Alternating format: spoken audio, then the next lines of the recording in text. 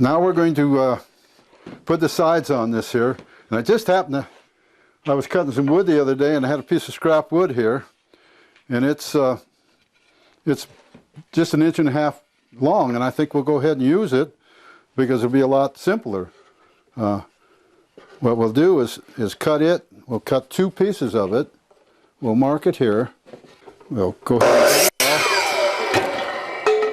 and we'll cut another piece the same size, and I'll show you why. And we'll go ahead and glue it. And make it flush with the front. And we'll nail it.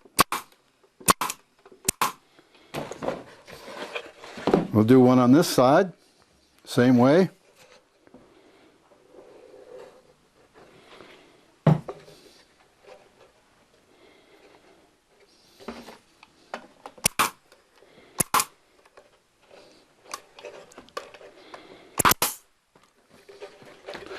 Okay, now we got to put the front piece on here. So we'll take another piece of this scrap wood and mark it, and we'll tack it on there.